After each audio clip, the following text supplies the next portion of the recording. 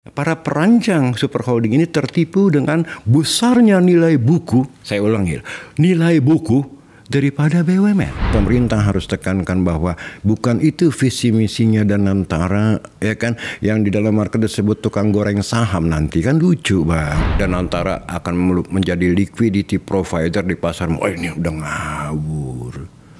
Ini moral hazard, maaf aja. Maaf loh, saya orang market, saya punya insting ya dibandingkan dengan yang lain. Banyak yang nggak sadar bahwa it can happen like that. Jadi saya nggak terlalu optimis kalau dengan existing model dan antara seperti ini kita bisa membangun ekonomi kita, bahkan ngerinya menjadi 1 MBB. Temasek kan nggak minta duit dari negara. Jadi kalau menurut saya Pandu salah ya. Nah itulah poin saya kenapa saya tetap ngotot ya kan bahwa Danantara ini is not what we need.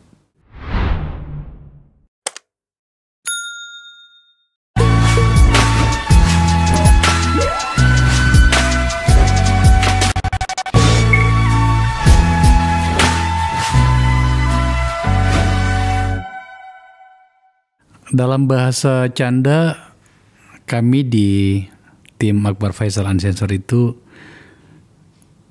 mengatakan bahwa kami harus ikut bertanggung jawab nih dari keributan yang ditimbulkan oleh seorang Ferry Latuhihin ini. Sebab di forum inilah Bang Ferry mulai berbicara tentang Danantara sebelum digilir oleh berbagai forum, ke TV, ke podcast yang lain. Menurut saya itu sebuah kebudayaan bercakap yang harus kita lembagakan. Sebab kalau kita tidak saling bercakap-cakap, bagaimana pula ceritanya kita mencapai peradaban yang bermartabat. Tapi dalam kaitan yang tadi itu ya kami harus berbicara dengan Bang Ferry lagi, kita undang lagi karena semakin banyak data dan semakin banyak analisa berikut dengan kesimpulan-kesimpulan yang diberikan. Salah satunya di terakhir itu adalah sudah mulai lebih detail tentang siapa orang-orang di balik dari Danantara ini. Bang Ferry, thank you ya. Thank you datang juga. Lagi kedua kalinya ke sini. Terima kasih Bang Akbar. Saya ingin penjelasan yang lebih jauh kenapa Anda tampaknya tidak mengurangi tone tentang Danantara ini ketika progres yang telah dilakukan menyangkut dengan Danantara itu sudah semakin jauh, sudah dibentuk. Coba tampilkan pengurus-pengurusnya. Ini ada banyak nama di sini. Kemudian yang terakhir Presiden Prabowo dalam kunjungan di Qatar, pada saat kami ngambil gambar beliau dari pemberitaan yang ada sedang berada di Jordan, tapi di Qatar itu Presiden mengumumkan bahwa ada komitmen $2 miliar dari Qatar untuk berinvestasi di Danantara. Saya kembali pada pertanyaannya tadi. Kenapa? Apa yang mengganggu Anda sampai kemudian tampaknya tonnya itu tidak menurun? Bahkan Anda semakin mungkin bisa disebut ekstrim lah ya. Nanti kita akan bahas pada lanjutan dari diskusi kita ini. Oke, kalau boleh saya jawab kembali kepada proposisi saya awal ya, bahwa yang dibutuhkan bukan super holding. Danantara walaupun sudah terbentuk pengurusnya, Pak Presiden sudah melawat ke luar negeri, termasuk mengusulkan untuk Qatar masuk ke Danantara. Tapi poinnya adalah bahwa kendaraan yang kita butuhkan untuk membangun Indonesia bukanlah super holding, ya kan? Harus dipahami itu. Seperti saya pernah katakan juga sebelumnya, yang kita butuhkan adalah SPV karena sifatnya project base, ya kan? Misalnya katakanlah kita kemarin ada isu juga bahwa Danantara akan membangun PLTSA, ya kan? Pembangkit listrik tenaga sampah, ya kan? Itu sebetulnya SPV yang dibutuhkan, bukan super holding, ya kan? Nah, inti daripada super holding sebetulnya adalah kembali lagi saya tekankan, setiap individual business entities yang memang flourishing, udah making money, dividennya membludak, diperlukanlah semacam super holding, ya kan, untuk mengalokasikan tadi likuiditas, ya kan. Nah sekarang kan lucunya Danantara ini pembayaran dividen cuma 81T, lantas total aset 14.000 triliun katanya, ya kan. Nah, pembayaran dividen 81T dengan total aset 14.000 triliun ini, it doesn't make sense untuk membuat satu super holding. Return on asetnya terlalu kecil, 0, sekian ya. Nah, selebihnya adalah kembali lagi saya katakan, ya kan, bahwa Danantara sebagai super holding ini tertipu dengan nilai aset. Kan dikatakan nilai aset, total asetnya 14.000 triliun ya Bang Akbar ya? 9.788 tambah 10.000 sekian ya. Iya. Itu aset itu. Katakanlah katanya 900 miliar. Ini tidak ada nilainya Bang. Yang diperlukan untuk melakukan sekuritisasi bukanlah book value, tetapi enterprise value. Salah. Sebab book value kan simple Bang. Abang punya aset nih, harga meja berapa ya? Abang masukin ke dalam buku kan. Harga bangku berapa nih? Abang masukin ke dalam buku. Apakah ada market price-nya? Kan nggak ada. Pada waktu abang jual juga kan belum tentu laku seperti harga buku. Kan begitu ya. Nah di sini tertipu para penyusun, para perancang super holding ini tertipu dengan besarnya nilai buku. Saya ulangi, nilai buku daripada BUMN. Tunggu dulu. Kata tertipu itu ekstrim ya. Tetapi coba kita buat menjadi sederhana.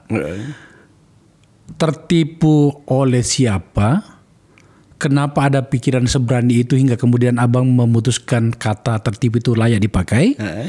Dan kemudian masa sih kita sebesar ini tak mampu menjaga diri agar kemudian apa yang Anda khawatirkan bernama tertipu itu tadi tidak terjadi? Gini, tertipunya kembali lagi bukan tertipu oleh orang, ya tentu saja, kan, oleh halusinasi kita sendiri.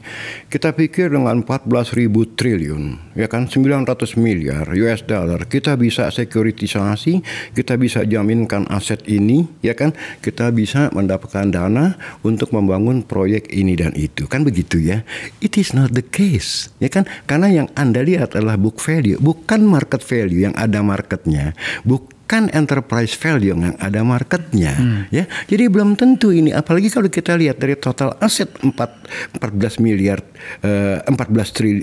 triliun, dividennya cuma 81 atau 90 triliun, apakah aset itu bagus? Kan enggak.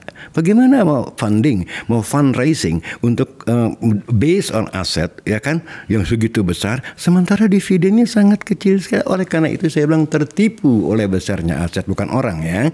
Nah, yang harus diperhatikan adalah kembali lagi bukan book value pada saat fundraising, tapi enterprise value, market value, bukan book value. Bang Ferry, Anda kan berada pada komunitas itu.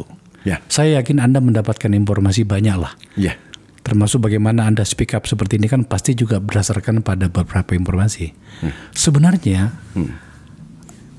siapa otak dari pembentukan ini? Yang kita baca di luar itu adalah ini adalah mimpinya Pak Presiden yang ingin menerjemahkan pikiran bapaknya, ayandanya, Pak Cum gitu ya. Tetapi kalau seperti itu kesimpulan Anda itu tampaknya nggak ketemu nih. Boleh tahu nggak bagaimana sebenarnya di balik layar dari pembentukan ini? Gini, saya mungkin sedikit berspekulasi ya, sebab saya tidak dilibatkan. Saya memang berada di Dewan Pakar yang waktu itu dipimpin oleh Pak Burhanuddin Abdullah. Ya, saya ada di situ. Setiap hari saya berkantor di Hang Tuah. Tapi saat pembentukan Danantara, terus terang saya tidak tahu apa-apa. Tapi saya lihat-lihat kayaknya Pak Burhan dengan teman-temannya, ya kan, di situ sesama Dewan Pakar juga merancang ini. Nah, saya tahunya setelah peresmian gedung Danantara itu saya baru tahu adanya super holding. Saya masih kasih tahu kepada Pak Burhan sebelum diresmikan oleh Presiden. Sempat 4 mata, sumpah. Saya sempat 4 mata bicara dengan Pak Burhan. Saya bilang, Pak Burhan, ini keliru. Yang kita perlukan bukan super holding. Itu satu. Yang kedua, lebih keliru lagi, memasukkan bank-bank himbara, bank besar loh, BNI, BRI Mandiri ke dalam Danantara. Ini berbahaya Pak. Kenapa? Takutnya investor berpikir ini akan menjadi bancakan, ya kan? Yang kedua, seperti perusahaan yang lain adalah PLN sama Pertamina. Saya bilang juga tidak bisa digadaikan untuk minjam uang karena mereka statusnya adalah public service obligation, PSO, ya kan? PSO. Nah, saya bilang begini kepada Pak Ketua Dewan Pakar Pak Burhan, ini 4 mata di Hang Tuah. Saya bilang seandainya Danantara tidak bisa dibatalkan sebagai bayi yang telah lahir, bank-banknya aja dikeluarin, ya kan ya? Jangan masuk ke dalamnya sebab bank itu sistemik risk Bang Akbar. Sedikit aja terjadi orang curiga itu bisa kolaps ekonomi kita. Nah, based on that saya memberikan advice kepada Pak Burhan untuk mengeluarkan bank-bank. Nah, tapi karena tidak dikeluarkan sampai akhirnya diumumkan, diresmikan Danantara oleh Pak Presiden, Bang Akbar lihat di market semua saham-saham bank himbara dibuang Bang. Sampai terjadi trading halt 18 Maret lalu. In line dengan my expectation. Ya kan ya, saya nggak omon-omon, saya udah prediksi apa yang akan terjadi dan itu terjadi. Ya itu kan, kita lihat kan sampai 2 kali kan halt itu ya. Exactly. Nah itulah yang saya bilang jangan bawa-bawa bank. Nah saya sendiri melihat ada 2 cacat kan di situ. Cacat pertamanya adalah institutional platformnya. Institutional platformnya adalah bukan super holding yang kita perlukan, tapi SPV project base. Itu lebih kena. Bukan super holding yang istrinya tidak punya cash. Dari mana uangnya kalau mau investasi? Dibilang badan investasi ya. Lah kalau mau investasi kan harus ada cash bukan aset. Ya kan, punya nggak cash-nya kan nggak ada. Dengan pembayaran dividen yang sangat minim itu, setahu saya kalau saya menerjemahkan idenya Pak Sumitro, bapaknya Pak Prabowo, bukan membuat super holding, tapi membuat SPV. Ini salah yang menerjemahkannya menjadi super holding. Kalau menurut saya ya. Nah, itulah poin saya kenapa saya tetap ngotot ya kan bahwa Danantara ini is not what we need. Bagaimana kalau kita sedikit agak lentur di dalam memahami situasi ini, Bang Ferry? Ya. Saya sedang mencoba untuk memediasi semua pikiran yang ada. Ya, tentu saja saya menghormati pikiran Anda. Iya, ngerti. Ya kan. Seperti ini misalnya, sebagai presiden yang baru, tentu saja seluruh kreativitas harus dilakukan. Satu hal. Yeah. Poin kedua adalah Presiden dalam hal ini Presiden Prabowo pernah berada di dalam kabinetnya Pak Jokowi, di mana tentu saja beliau dan saya yakin juga itu dipikirkan oleh tim-timnya atau orang sekitar terdekatnya sekitarnya, itu melihat ada banyak kreativitas yang telah dilakukan dan kemudian mana yang berhasil mana yang tidak. Maka kemudian saya mencoba untuk memahami pikiran dan keputusan Presiden ini dengan mengatakan gini, harus ada yang dilakukan. Dan yang harus dilakukan itu adalah yang paling dekat dengan tujuan kita. Dan dalam situasi itu ada kita punya bernama BUMN.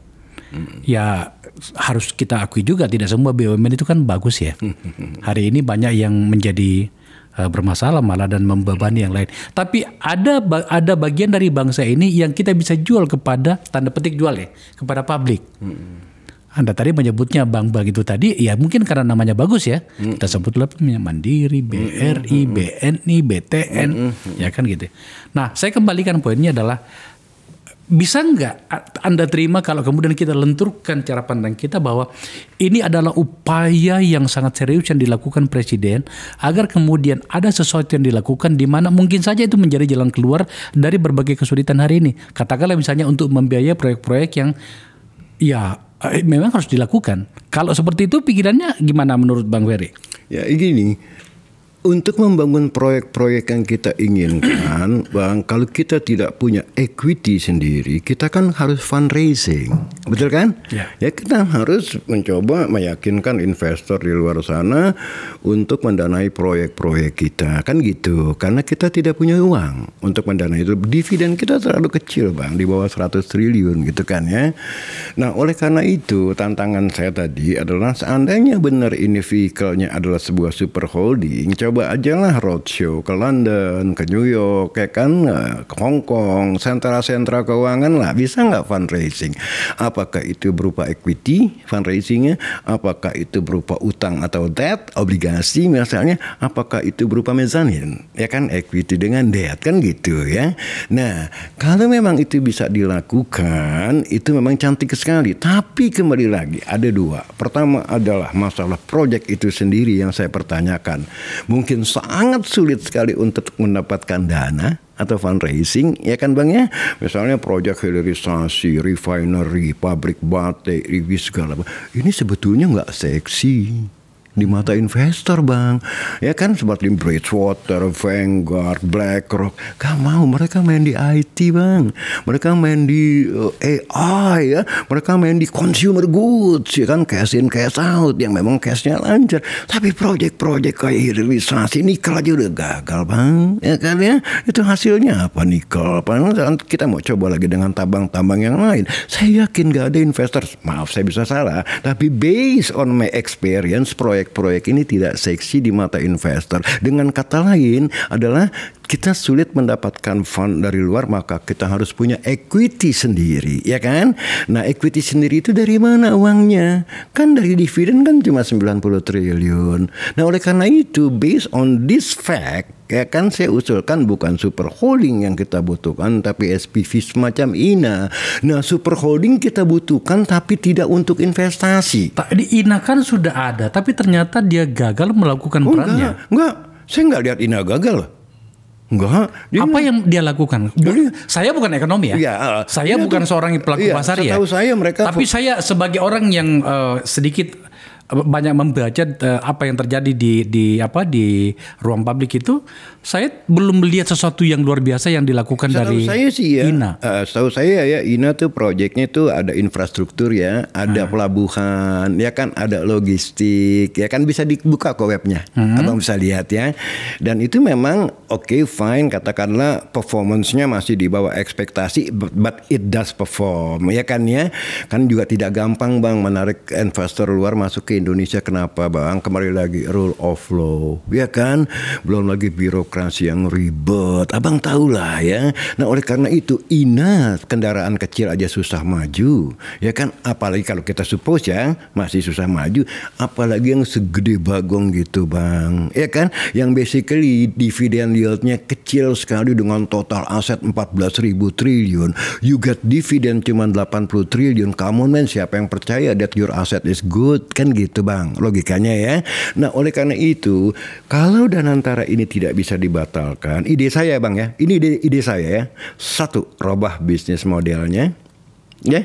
Kedua, keluarkan bank dari sini agar tidak dicurigai oleh masyarakat bahwa bank ini akan menjadi alat untuk mendanai proyek-proyek yang tidak masuk akal, seperti misalnya membangun 3 juta rumah Bang, ya.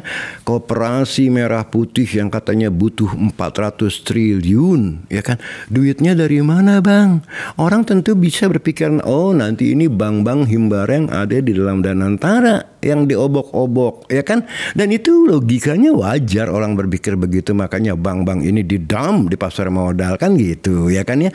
Nah, kalau saya punya ide begini, Danantara adalah bayi yang tidak bisa dimasukkan lagi ke kandungan ibunya kan, dia udah ke kadung lahir. Nah, bagaimana menata Danantara ini supaya tidak, walaupun cacat tapi nggak cacat-cacat banget, masih bisa functioning. Makanya tadi dikeluarkan misalnya ya. Bisnis modelnya juga dirubah. Sekarang ya kan? ini bisnis modelnya seperti apa? Ya, bisnis modelnya kan ada 2 cabang ya, CEO dengan CIO, ya kan. Saya sendiri nggak tahu nih sebetulnya visi misi mereka nih, COO dan CIO ini nggak tahu, bisnis plannya juga saya nggak tahu, ya kan. Tapi poinnya adalah kalau mau jabat Danantara itu adalah di bawah Danantara adalah SPV yang akan beroperasi untuk menggarap proyek-proyek yang dicanangkan oleh pemerintah, gitu loh. Ya, jadi tugas terbesarnya sebetulnya dari Danantara ini adalah merapikan BUMN yang ada di dalamnya. Satu, cabang, ya. Rapikan bukunya ini, ya, yang kagak boleh dibilang yang gila-gilaan, terutama karya-karya lah, yang lain rumah sakit yang nggak performance, farmasi yang gila-gilaan kan gitu ya. Ini perbaikin di satu sisi. Di sisi lain ada SPV yang memang akan menggarap proyek-proyek yang kita butuhkan, gitu loh. Ya, jadi ini well structured. Narasi yang dikembangkan oleh teman-teman yang terlibat di Danantara itu adalah kalau dibayangkan kira-kira Danantara itu modelnya samalah dengan Temasek di Singapura ya. Temasek di Singapura itu menurut kita, setidaknya saya, itu sukses besar. Lagi-lagi saya harus kembali ke pendapatnya Bang Ferry ini. Kenapa Anda begitu keras jika kemudian ternyata ada patron atau ada model yang kita bisa lihat ternyata berhasil dengan tentu saja dengan mempertimbangkan yang Abang bilang tadi bahwa rumah model bisnisnya dong. Tapi kalau ternyata sudah ada komitmen bahwa Danantara itu ya nggak jauh-jauh amat lah. Pandu di tempat saya ini mengatakan nggak jauh-jauh amat itu, samalah dengan Temasek. Kenapa Abang Ferry itu begitu sangat khawatir dengan itu? Ya, Temasek nggak minta duit dari negara, Bang. Ini kan minta duit APBN ya. Sesimpel itu ya? Kan aneh. Kembali lagi tadi saya bilang, Temasek adalah satu rumah untuk bisnis entity yang memang making money, Bang. Bukan bleeding. Ya, ini udah salah gitu loh. Oleh karena ini bleeding, saya bilang bukan super holding yang kita butuhkan. Yang kita butuhkan adalah SPV. Ya kan? Itu logikanya loh, ya. Istilahnya kalau tidak ini, yang mana yang betul? Ya ini saya akan tawarkan, kan gitu, ya kan. Saya nggak salah ngomong, Bang, ya kan. Nah, Temasek adalah atau sovereign wealth fund yang lain, ya kan, mau ngomong Norwegia, because of the inflows of money. Mereka bikin satu rumah yang besar. Dan mereka tidak harus project based investment. Mereka bisa beli saham Google, mereka bisa beli itu saham yang mereka lakukan di Norwegia. Iya, kalau kita kan masih membangun project. Kalau membangun project apa perlu suatu super holding? Tidak. Saya kasih contoh, Abang. Saya punya visi and misi membangun ekonomi hijau melalui apa yang namanya Green Fund. Nah, Green Fund ini adalah fund untuk project development ecosystem. Dari mana duitnya? Dari asing yang tertarik dengan carbon credit. Ya, mereka bayar dan saya bangun project-project ekosistem, hutan saya hijaukan lagi, mangrove saya garap, ya kan? Lantas gambut saya garap. Ini saya membayar rakyat setempat 3 kali UMR. Bukankah itu cantik? SPV, Bang, bukan super holding. Begitu juga turisme. Saya tertarik membangun Maluku yang begitu indah lautnya. Di sana masih sepi, tapi udah mulai ramai dan sangat-sangat potensial, banyak bright spot, ya kan. Bali orang udah bosan. Saya bikin membangun itu dari mana? Saya bikin private equity. Saya bikin fund yang namanya Ecotourism Fund. Dari mana duitnya? Saya bisa ambil endowment funds dari Belanda, dari Amerika untuk membangun cottage, membangun lingkungan tourism di sana. That's the point. Harus nicing kecil-kecil, Bang. Yang Bang Ferry tadi sampaikan itu sudah sering kita perdebatkan ya. Beberapa kabinet itu juga bahasanya seperti itu. Tapi kan ternyata nggak jalan atas berbagai hal. Semakin rumit situasinya sekarang bahwa memang ternyata APBN kita ini mengering nih. Saya terpaksa gunakan kata mengering. Kenapa? Karena Menteri Keuangan sendiri sudah mengatakan kita defisit nih. 100 berapa itu? 107 triliun. 104 107. Oke. Artinya itu kan pengakuan bahwa kita bermasalah nih. Kira-kira sesimpel itulah. Gitu kan. Nah, kembali pada yang tadi, saya mencoba memahami tindakan pemerintah itu, dalam hal ini tindakan presiden, melembagakan sebuah unit kerja ekonomi baru, mesin ekonomi baru bernama Danantara itu, ya mungkin karena beranggapan bahwa ini ada potensial untuk menyelesaikan, kalau tidak semua masalah kita, ya setidaknya sebagian dari masalah kita. Tapi bagi seorang Ferry Latuhihin, ternyata tidak seperti itu. Ini institusi yang salah. Tadi saya katakan yang namanya super holding itu, yang namanya sovereign wealth fund berupa super holding itu because the flood of cash, sehingga mereka membutuhkan satu rumah untuk putting, ya kan, cash itu di mana. Ini kan kita nggak punya cash. Dari total aset 14.000 triliun cuma bayar dividen di bawah 100 triliun, come on man, 0,1% nggak sampai loh bang. Ya kan ya, itu realitas yang kita lihat. Apa dong alternatifnya kalau begitu? Sampean cuma ngomong doang ini salah itu salah, kan bisa aja orang begitu. Saya bilang alternatifnya adalah SPV tadi yang saya cerita sama abang. Ya kan, nggak bisa lain. Nah kalau SPV ini bang, simple ya kan, kita bisa jadikan ini menjadi platform juga dari public private partnership. Misalnya di situ ada uang, katakanlah uang negara hasil dividen 20 triliun membangun proyek 50-100 triliun, kita bisa leverage. Ayo kalau ini proyeknya seksi loh, mungkin equity yang lain mau masuk. Ya kan, yang penting buat kita adalah dari setiap proyek yang kita bawa, economic value-nya bang, menciptakan lapangan kerja kan gitu. Bukan jangan lihat benefit book value daripada enterprise-nya, tapi multiplier-nya dari situ. Kayak tadi saya katakan, saya bikin green fund, ini akan menciptakan lapangan kerja kepada masyarakat di mana saya membangun ekosistem development. Cantik bang, jauh lebih cantik, tidak omon-omon dan tidak mimpi-mimpi big megalomania. No, boleh mimpi besar, duitnya ada apa enggak? Kan enggak ada. Bahkan kemarin kan dipotong 306 triliun, katanya 200 triliun apa berapa ratus triliun untuk Danantara. Loh, katanya Temasek. Temasek kan nggak minta duit dari negara. Jadi kalau menurut saya Pandu salah ya. Abang yang putuskan kalau soal itu. Oke, pernyataan Anda yang belakangan ini yang semakin mengerucut itu, dan sempat saya dikirimi sebuah WA itu oleh abang, itu sudah sampai pada tahapan kredibilitas dari orang-orang yang mengurusin ini.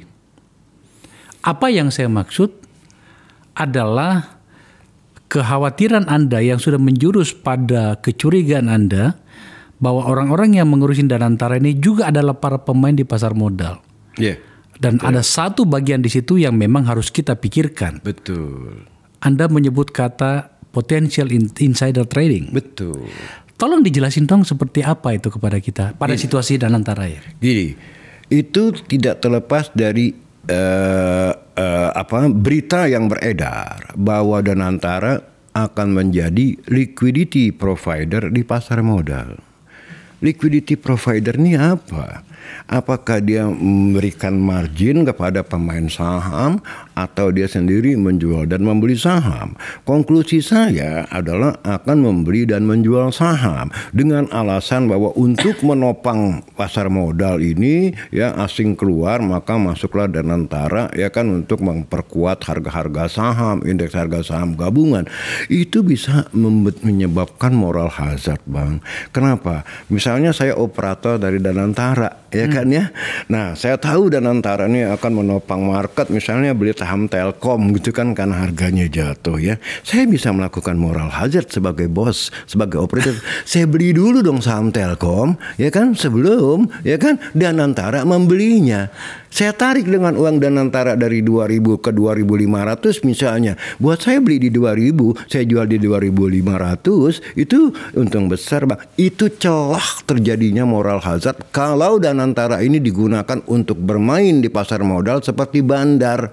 Jadi saya melihatnya ini banyak teman-teman bilang ini mah bandar logi. Ya kan? Ini bukan liquidity provider. Apa yang Nah, itu satu. Yang kedua adalah apa yang memang itu visi misinya Danantara? Kan enggak, menurut saya enggak ada itu dalam visi misi Danantara. Masuk ke pasar modal. Yang saya tahu visi misinya adalah membangun ekonomi Indonesia dengan proyek-proyek ABCD. Ya kalau untuk mengangkat pertumbuhan nggak ada tuh main di pasar modal. Ini entar dulu, ini jadi serius ini. Kita harus hati-hati dengan ini nih. Nggak, yang abang jelasin tadi itu adalah potensial untuk moral hazardnya itu sejarah organisasi. Jadi Danantara katakanlah misalnya 2.500 lepas beli di 2.000 lepasnya berapa gitu kan? Iya. Secara lembaganya yang abang bicarakan kalau soal itu kan. Tapi kan yang saya baca itu sikap Anda itu adalah pada orang-orangnya. Coba tampilkan siapa saja pengurusnya. Bukan gini bang, ini bukan lembaganya. Lembaganya digunakan sebagai kendaraan ya untuk mengangkat harga saham. Ya. Suppose ya kan. kan lembaganya ada operatornya bang, Iya. ya kan. Suppose saya operatornya, right? Saya tahu bahwa harga saham ini terlalu rendah dan Danantara akan masuk, dan saya bisa menggunakan kesempatan itu dengan membeli di harga rendah. Itu dia yang saya maksud, itu lebih serius lagi gitu kan. Coba kita lihat ya bang ya. Oke. Saya kebetulan agak banyak tahu nih orang-orang di sini nih. Ya, kecuali tentu saja saya tidak kenal Taksin ya. Saya tidak kenal Ray Dalio. Ini ya Pricewaterhouse ya. Bridgewater. Bridgewater ya. Saya tidak kenal. Ya, saya kenal beberapa orang ya. Tapi pernyataan Anda itu, loh. Call tinggi loh itu yang Anda sampaikan tadi itu. Nggak ada yang sadar. Saya kan lama 35 tahun di pasar modal. Tentu saja, makanya saya tanya gitu kan. It can happen. Itu memberikan celah adanya moral hazard. Abang benar, yang dipakai adalah institusinya Danantara, tapi Danantara ada operatornya bang. Misalnya saya diserahkan sebagai operator, ya kan pasti dong nggak mungkin kalau bukan orang operatornya, ya kan. Saya bisa melakukan moral hazard seperti tadi saya bilang, beli saham yang mau dimakan sama Danantara untuk diangkat, ini saya beli duluan. Itu di mana-mana terjadi, dan itu insider trading karena info Danantara mau beli itu kan saya yang tahu. Tapi terutama pada situasi kita hari ini dan hadirnya Danantara, itu pengkhianatan itu Bang Ferry. Oh, bisa terlepas dari kata yang boleh dibilang sangat sharp, pengkhianatan. Saya lebih suka menggunakannya yang lebih soft aja bang, yaitu insider trading, yaitu moral hazard. Iya, kalau kata itu yang kita kenal biasa itu kita dengar ya. Teman-teman, saya bukan pelaku pasar, tapi itu yang sering kita dengar. Tetapi pada situasi hari ini kita, di mana seperti yang saya jelaskan tadi, Presiden dalam hal ini sebagai pemimpin tertinggi sedang melakukan berbagai upaya agar kemudian kita punya alat pemukul ekonomi, seluruh kesulitan kita bisa tinggalkan ya, atau kita atasi, dan kemudian dihadirkanlah ini. Kan jahat banget kalau sampai melakukan itu. Itu yang kenapa sampai saya gunakan kata itu pengkhianatan pada sebuah mimpi besarnya Presiden. Dan itu juga sebetulnya tidak masuk dalam visi misi ya. Kalau kemarin benar rumornya bahwa Danantara akan menjadi liquidity provider di pasar. Oh ini udah ngawur. Ini moral hazard, nah apa aja. Mana ada sih kayak gitu yang namanya sovereign wealth fund. Mantel. Sorry bang ya, ya kan saya punya insting, maaf loh, saya orang market, saya punya insting ya dibandingkan dengan yang lain. Banyak yang nggak sadar bahwa it can happen like that. Saya ceritakan gitu loh, ya kan. Dan nama-nama itu juga kan sebetulnya aneh, ya kan. Ya kayak Taksin kita tahu lah, ya kan track record dia, ya kan. Yang kedua juga kan saya bilang Ray Dalio big investor di situ, kan lucu, ya kan. Kalau Ray Dalio memang tertarik ya dengan proyek-proyek yang akan dibawakan oleh Danantara, dia nggak mau di situ. Dia pas sebagai investor, dia akan bilang, lo connect gue aja ya, gue yang invest. Kalau dia jadi dewan pengawas kan conflicting, ya kan. Artinya apa? Dia mau menjadi dewan pengawas karena dia tidak akan invest di Danantara. Dia fundnya besar bang. Nah fund kayak dia nggak tertarik kalau menurut saya di dalam proyek-proyek yang ada. Mereka maunya IT, AI, ya kan, atau consumer goods lah yang gede-gedean, gitu kan, yang cash in cash out. Nah kalau kita ngomong proyek-proyek yang ada di pipeline-nya Danantara itu kan cash flow-nya juga nggak jelas, ya kan. Hilirisasi, waduh itu susah bang, hitung net present value-nya gitu kan, ngitung ER-nya berapa gitu kan, ya susah sekali gitu. Dan udah ada contohnya lah, hilirisasi nikel bagaimana jadi bencana. Sekarang banyak kredit macet di bank akibat hilirisasi nikel, ya kan. Nah kayak gitu-gitu lah. Oleh karena itu saya tetap berpikir tidak secara personal. Saya lihat dulu, pertama institutional platformnya salah. Yang kedua adalah kita juga tidak punya cash untuk bikin super holding. Yang ketiga proyek-proyeknya juga ini jangka panjang yang nggak jelas cash flow-nya. Yang keempat roadshow lah, bisa nggak fundraising? Kalau bisa saya angkat topi, bagus, ya kan. Saya salah, tapi saya tidak yakin. Bang, ntar dulu, saya masih di situ tuh.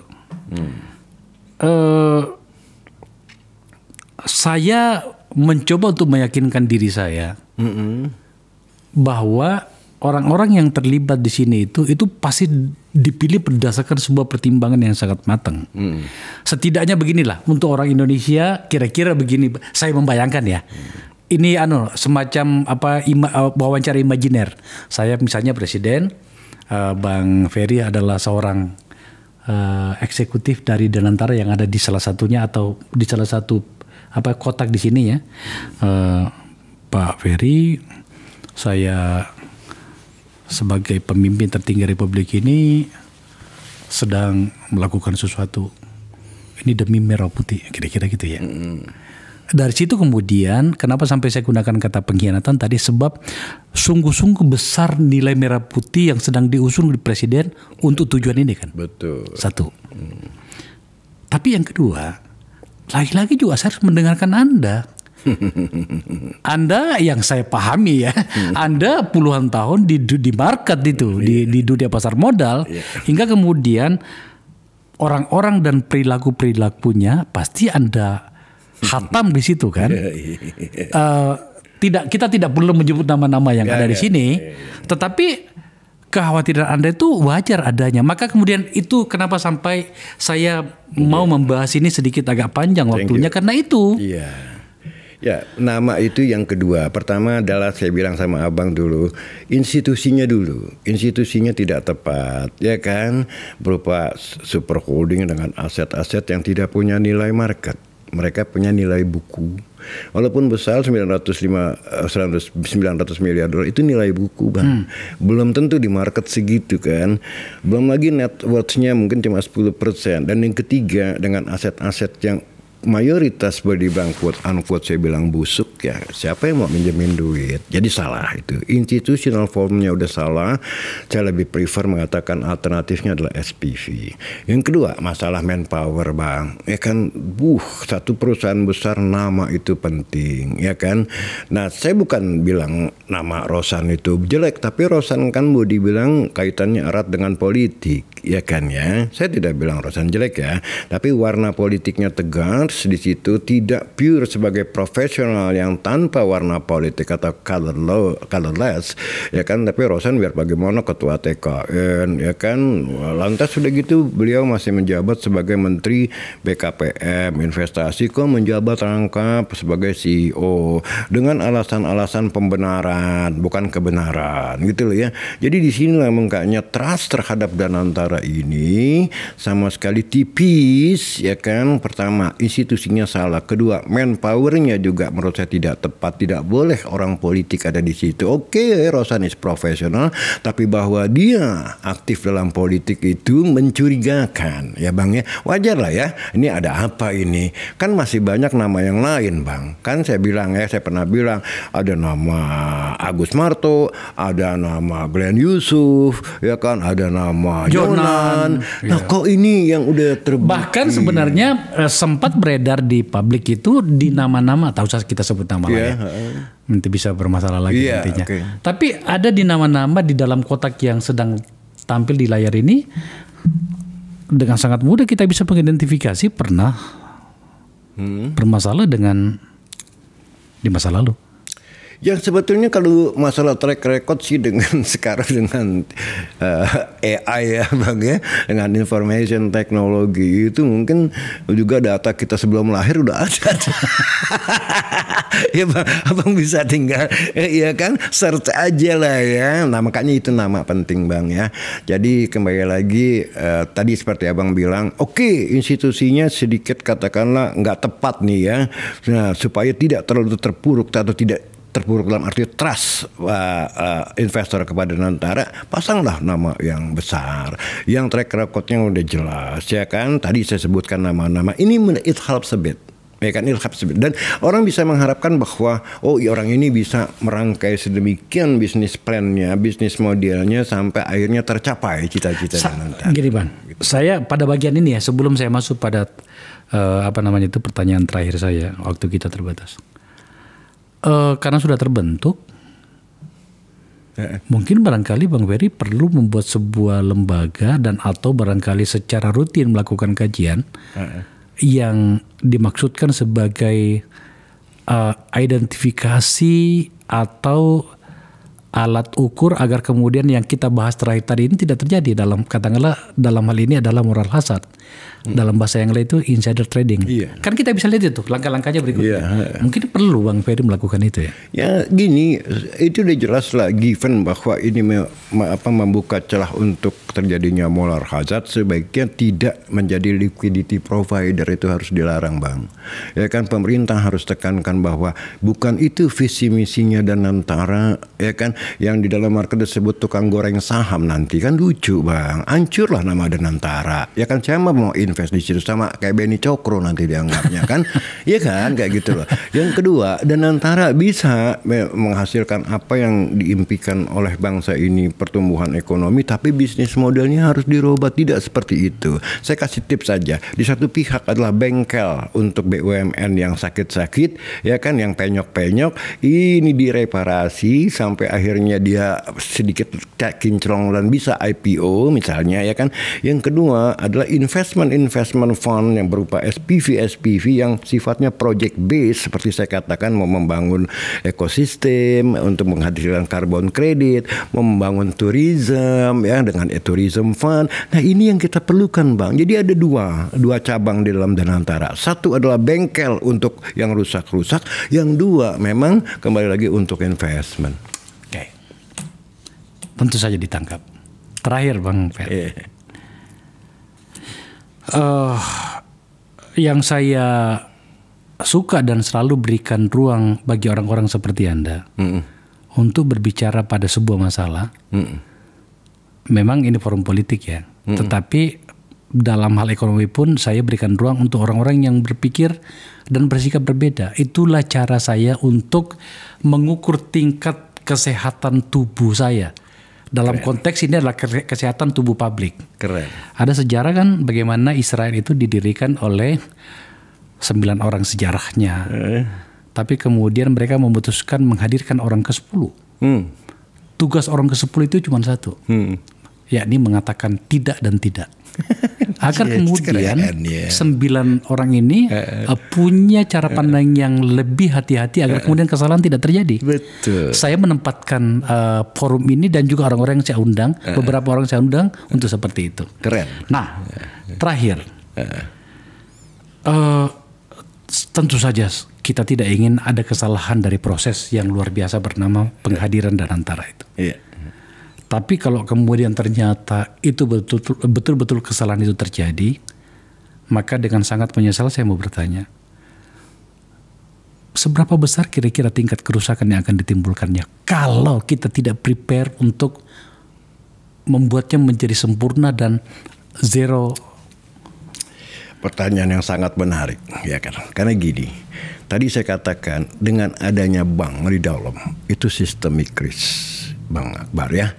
Jadi sementara bank ini kalau memang benar-benar tidak mau digunakan untuk membangun proyek-proyek pemerintah yang ultra populis itu dan akhirnya menggerogoti bank itu sendiri, bisa terjadi capital flood, ini bahaya. Jadi usul saya, toh bank ini tidak dipakai katanya, keluarkan aja supaya investor percaya bahwa Danantara tidak akan mengobok-ngobok bank. Ini satu, kembali lagi minimalisir atau risiko. Ya Bang ya.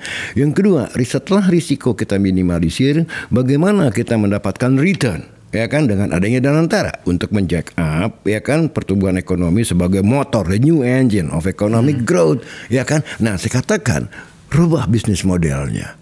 Ya tadi satu adalah membenahi yang busuk-busuk atau menjadi bengkel mobil-mobil yang rusak. Yang kedua, mencoba tapping ya kan apa yang bisa kita bangun dengan kondisi global seperti ini Bang. Ini gawat loh Bang. Ini cost of fund tidak rendah loh. Global keadaan dalam kacau, uncertainty ya.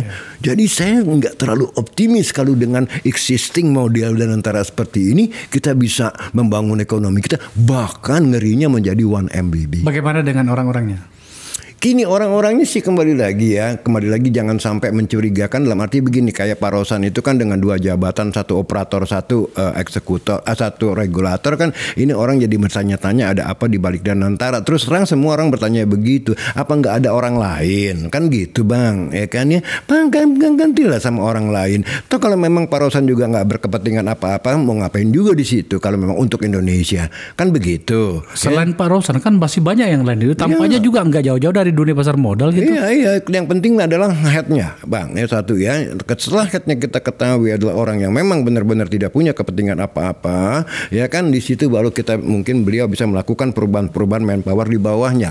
Orang-orang yang tepat ya, yang track recordnya memang pernah berkibar lah gitu kan ya. Jadi manpower matters a lot. Di samping memang institutionnya. Walaupun institutionnya udah salah, jangan manpowernya salah. Paling terakhir. Gak mencoba untuk meminta waktu bertemu dengan presiden untuk menyampaikan seluruh kegalauan Anda ini. Toh Anda bagian dari tim pemenangan dia di tim pakar dulu. Wah, saya sih nggak diperhitungkan, saya rasa ya di Dewan Pakar ya. Karena ya kalau saya diperhitungkan ya tentu saya bisa punya suara, mungkin ya saya bisa istilahnya saya dapat akses ke Pak Presiden. Enggak, saya bukan siapa Dewan Pakar gitu ya. Iya. Tapi apa salahnya? Tadi saya katakan tadi kami di model saya, termasuk di perusahaan saya selalu memberikan ruang untuk kemudian ada suara berbeda dari saya supaya lebih terukur keputusan yang akan saya ambil. Ya kalau saya dipanggil misalnya, ya kan dipanggil saya siap datang tentunya, tapi saya ucuk-ucuk datang ke sana gitu loh ya. Gitu. Kalau mau berdiskusi dengan saya siap dengan siapa aja, seperti kita diskusikan berdua, Bang, ya kan buat saya. Ada juga bahkan suara yang mengatakan agak sulit untuk mendengarkan Anda sebab masa lalu Anda juga ternyata cukup mereka ketahui juga hingga kemudian mereka ragu untuk mendengarkan Anda. Anda tidak mempertimbangkan itu. Lah, saya nggak merasa masa lalu saya punya apa-apa loh. Ya kan terserah aja kalau mau tahu masa-masa. Nggak, maksudnya masa lalu dalam perilaku ekonomi maksudnya, bukan yang lain-lain. Ya, dalam perilaku ekonomi ya saya dulunya sebagai chief economist ya di Danantara, di Dana Reksa ya. Dana Reksa sebagai chief financial market analyst, di BI sebagai chief economist, lantas di PPA juga chief economist. Saya selalu bergelut dengan masalah ekonomi, oleh karena itu saya berani berbicara tentang ekonomi. Ya kan satu, juga saya bergelut di dalam bidang keuangan. Ini dua different things nih ya kan ya. Saya banyak fundraising juga, saya punya consulting firm, saya tahu bagaimana penyakit bisnis, bagaimana bisnis model yang harusnya dijalankan dengan kondisi seperti ini. Saya juga konsultan ya kan ya. Nah based on that saya rasa saya berani ngomong masing-masing masalah Danantara dan masalah ekonomi. Karena Anda tahu soal itu. Ya seenggak-enggaknya itu my experience ya. Berapa tahun? 35 tahun. Oke. Bang Ferry, makasih ya. Thank you. Selalu menyenangkan berdiskusi dengan orang yang saya tidak mau menggunakan kata berani, tetapi menyiapkan diri untuk berbeda dengan orang lain, bahkan secara pada ruang lingkup yang besar. Itu butuh nyali itu. Thank you. Dan butuh keteguhan untuk itu. Sekali lagi terima kasih Bang Ferry. Terima kasih. Pemirsa, sebelum berakhir saya kembali mengingatkan bahwa forum ini punya layanan bagaimana mendengarkan rakyat atau para pemirsa kami dalam bentuk program namanya Rakyat Bersikap. Ada 3 layanan kami adalah pengaduan, polling, dan petisi. Nah kali ini adalah pengaduan dan atau sikap di mana kita masih mengangkat soal tarif impor AS Amerika Serikat. Hari ini semakin menjadi-jadi, terutama perang pernyataan antara pemerintah Amerika Serikat dan China. China berani untuk melawan. Sementara kita sendiri, Presiden telah menunjuk Airlangga Hartarto sebagai Menko dan bersama dengan beberapa orang untuk melakukan negosiasi dengan pemerintah Amerika. Ini memang tidak boleh kita anggap sepele karena 1-2 orang narasumber saya yang saya undang ke sini mengatakan bahwa risiko dari problem dengan Amerika Serikat ini ternyata tidak kecil. Salah satunya dari Celius mengatakan bahwa 1 tahun ke depan ada 1,2 juta pekerja kita yang terancam kehilangan pekerjaan. Dan itu angka yang banyak dalam situasi seperti ini.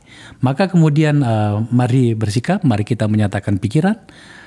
Silakan berkunjung ke www.rakatbersikap.afu.id/tarif impor AS agar kemudian kita membicarakannya. Setidaknya kita membicarakannya. Setidaknya kita berembuk. Setidaknya kita menyumbangkan pikiran. Dengan itulah kemudian bangsa ini menjadi lebih bermartabat. Terima kasih telah menyaksikan percakapan ini.